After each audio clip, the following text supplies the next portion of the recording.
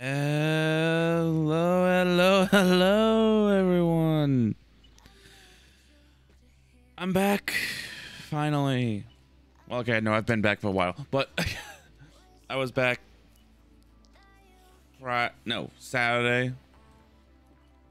But, you know, get some time to relax after and recuperate, which, you know, pretty much kind of didn't happen. My sleep schedule is now completely and utterly shot. That's why the stream is starting so late today. But we're here. We're ready. Yeah, man, I'm getting a message from my walk. Give me 1 second.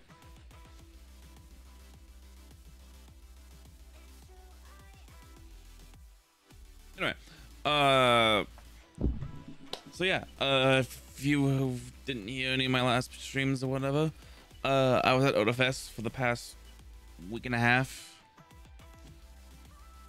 It was fun. Enjoyed it. Hung out with some friends that I haven't seen in a while. It got me back into Pokemon. That's one thing. Which, depending on how long I do the stream, we may do some of that. We'll have to double check that. Because I need to also just beat Scarlet. I beat Violet over the break, but I mean over my break when I was at Otafest, but I need to beat Scarlet. Well, I don't need to, but I want to beat Scarlet so that way I have both games set up to do whatever I need them to do. Besides that, yeah.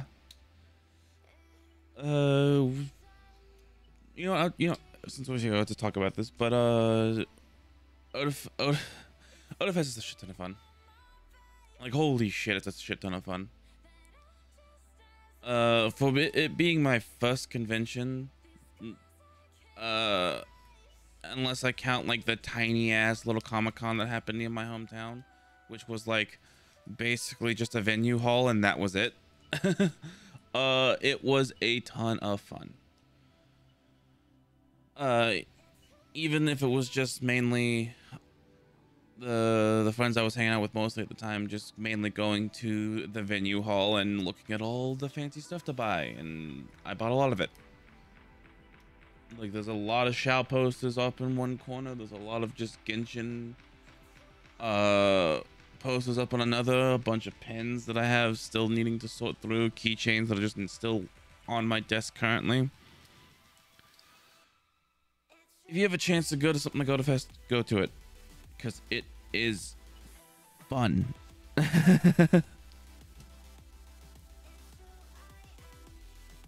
Now losing my luggage for a short while, that wasn't fun, but you know, we deal with that when it comes to planes. But you know what, I can tell that story too. So I don't know exactly what happened. So okay, well, I kind of know what happened. I kind of don't. So WestJet was going on strike like the day after I landed in Calgary. So, and I apparently had to use WestJet to get from the US to Calgary and use WestJet to get from Calgary to the US. I didn't know that they were going to strike. So I was able to get into Calgary, and then they went on strike. They got it fixed by the time they got it sorted out by the time I needed to fly out on Friday. But I decided that this one time I was going to do everything online for this check-in. So I am 1 second. So I am actively trying to make sure that everything's up to date. I've got passport checked, bag checked, everything is checked for my luggage. And then I'm all checked in. And it says an error has occurred. So I'm like, all right, I'll try it on the computer. Try it on the computer, everything worked out. Get to the airport the next day, because I did this all on Thursday. Get there on Friday morning. I'm in the system twice. And it's confusing to the point where they go in and they try to fix it. Takes time, but they get it fixed. It's fine. I showed up at like 6 and my plane left at 9:15, so I had plenty of time. So I get my ticket, I can't get the tickets for my other flights because because that's all through Delta's end, and WestJet can't print those boarding passes. Fine, fair. That's what happened in the other way around. I got told that once I landed, I need to go talk to someone in Delta because they couldn't get WestJet's boarding pass because different flights, different planes, different companies. You know that. So I get on the plane and I fly to LAX. Now, this was where things were already kind of like because I landed in LAX at 11:28. And I don't leave LAX until 5:20 p.m. So I have a 5-hour layover just sitting in LAX. That's the longest I've ever had as a that is the longest I've ever had when it comes to this in terms of layovers. And I'll be honest, not the way I wanted to spend my first time in Los Angeles, but you know, here we are. But then as we land, I immediately go to a Delta desk and talk about the fact that, hey, I just got off a WestJet. My next flight is to Salt Lake City because it's another connection flight to then get me to my final destination. And then but they couldn't print the boarding passes. I need them printed out. So they scanned my passport. Apparently on the system I'm coming up with someone completely different, which is, don't know how. My passport has not had a problem up until that point specifically. So I don't know what the fuck was going on with that. So then another lady was helping me. Everything was checking out. It worked correctly this time. And they saw me there on the Salt Lake flight. Or at least they saw my ticket was there and was still valid. But apparently I had been moved off of it and been put onto a standby list. Well, I was moved off of it to the point where the flight was sold out. So my ticket was there, but wasn't there. I don't know what happened here. So my only two options was to be put onto a standby list to see if I can get on that flight. Or the lady said that she could put me on a direct flight from LAX to my final destination. And I said, okay, that would work, but what about my luggage? And she's like, well, she tried. She couldn't get it tracked. No one could find it, basically. So I go down to the carousels to see if, like, okay, it went through the system and all that, and it dropped. No, it didn't. It got moved to the next flight. But because I immediately landed, Delta didn't have its tracking because it was still under WestJet, so they couldn't track it. And the WestJet employee was about as helpful as its bag of dildos.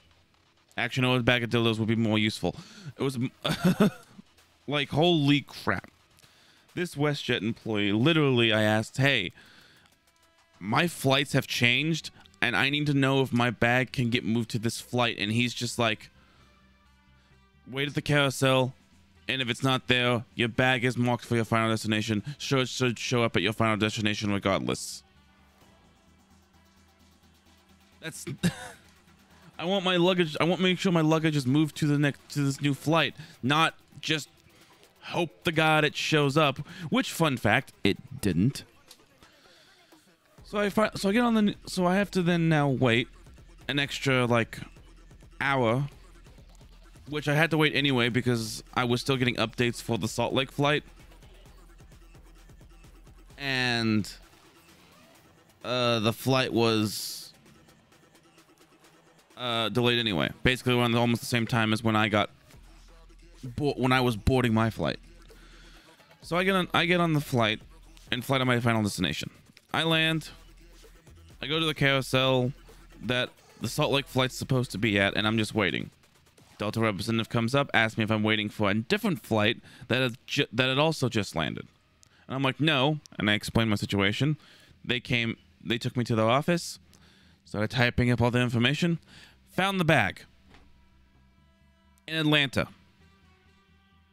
How the fuck my bag ended up in Atlanta, I will still never know.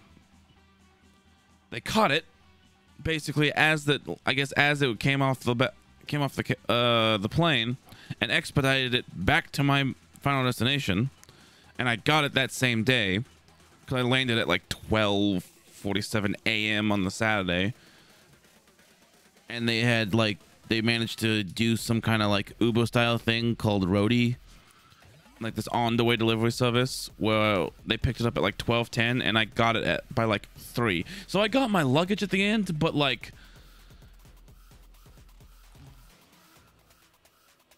the hoops and stress that I went through while I was at LAX I was ready to pass out by the time I had gotten to the terminal for the direct flight. And that WestJet employee, when you give me the roundabout of just wait at the carousel, which has already taken a long time, I'm pretty sure it felt like that we were standing there for at least a half hour, if not an hour, waiting for that plane's luggage to get on the damn carousel, to the point where another passenger that was on this plane completely went and found the intercom, and behind every employee's back went over the intercom and was like, yeah, WestJet's been waiting for an hour. Where's our luggage? So that was a little funny.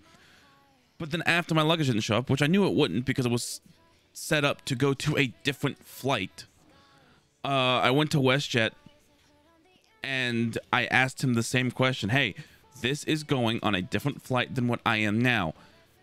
Do you know where it is and can it get moved? And he's just like, he took like 10 minutes to type something on the computer to then tell me the exact same answer, that I can't track it, which is what everyone's been telling me. I don't know how even WestJet can't track their own tag. And then just told me that, well, it's marked to go to your final destination, so it should be there.